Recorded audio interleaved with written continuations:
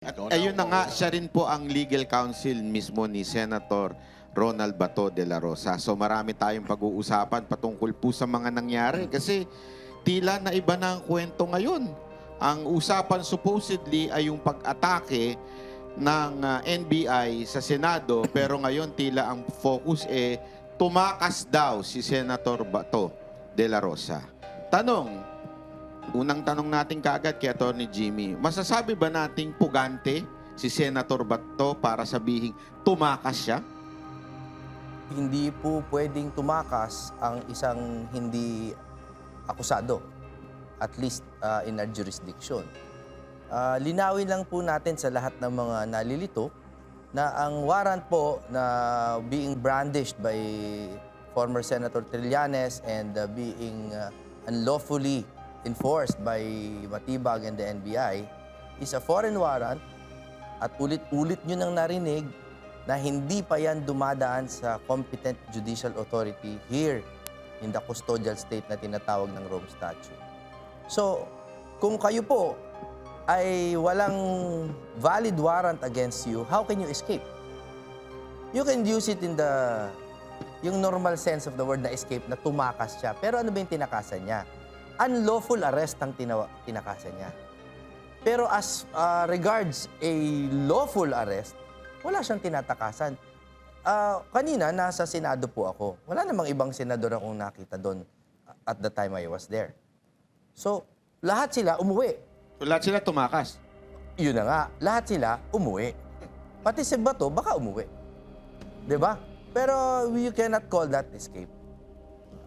That he was not under any obligation to stay there.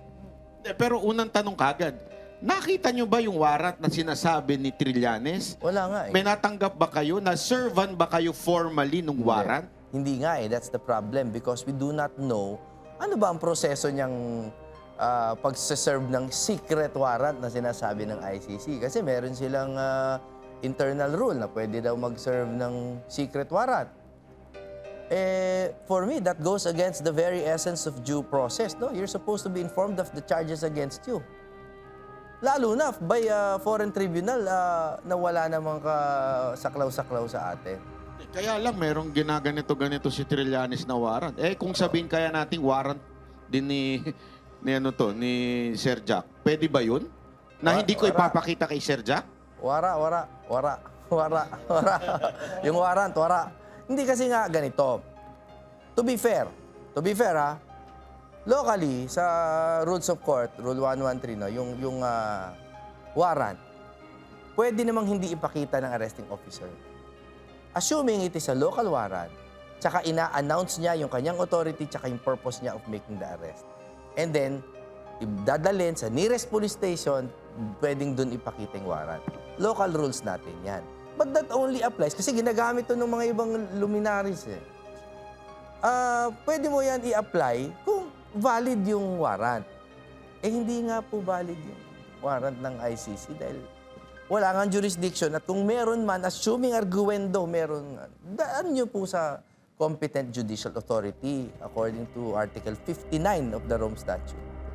Yun nga yung tinatanong, attorney. Yung sinasabi nila na enough na daw na judge yung ICC.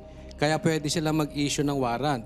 Pero meron po akong nadinig, ganito po yun. Ang sabi, ba't yung kay Saldico? Meron ding warrant. Tapos, doon sa foreign country, hindi nila pwedeng ipatupad dahil kailangan nilang respetuhin yung batas doon. Bakit ngayon dito, ayaw nilang respetuhin yung batas dito na dumaan sa competent court? That is an absolutely strong and correct point.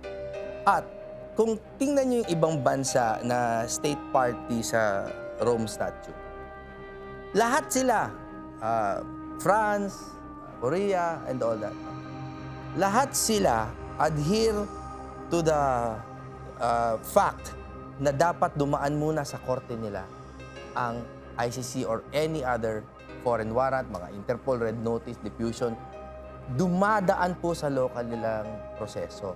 Tayo lang po ang natatanging bansa na may mga officials representing our country na are trying to say na hindi, wag na natin idaan sa ating local courts.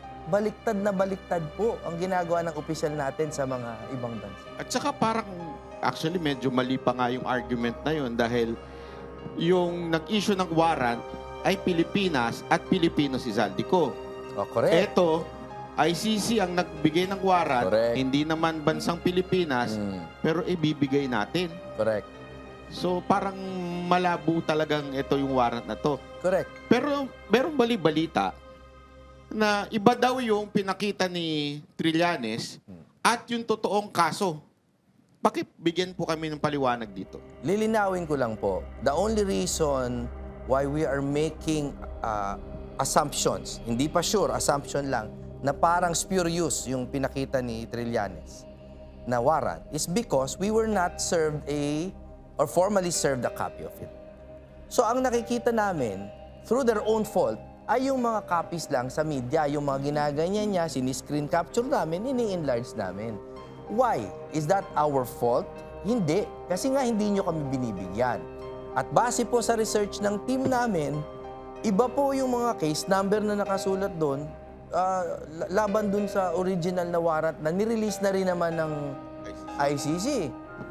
So, as for now, it seems to be a spurious document being brandished by the former senator. So linawin natin, iba yung numero? Iba. Oh, we can show you the pictures or you can do your own research. And again, I am very open to correction with this on this regard. With the disclaimer na kung nagkamali man ako, hindi namin kasalanan. Hindi nyo kami pinibigyan ng kopya eh. Dito nga sa video na to, makikita mo na parang ang bilis lang niyang finlash. Tapos, binalik niya na kaagad eh. At saka usually, kapag ganyan, yung media, humihingi din ng copy yan eh. Pero Correct, ang media, walang copy. Samantalang yung mga decision ng Supreme Court, mabilis nakakuha yung media, no? Oo eh. Ayaw itaas, oh. Ayan, papalit niya yan kaagad. Hindi niya na, parang alam mo yun, hindi na rin niya pinatagal na hawak niya. Ang dami pong, there's so many things wrong with this picture. Number one, the warrant itself. Number two, the person serving it. Ano po ba yung authority nito? Pinapunta raw siya, doon iba to siya Oo, manghuli. sabihin na natin kasi alam naman natin yung statement na yun is just a casual, parang pang-asar niya lang na statement.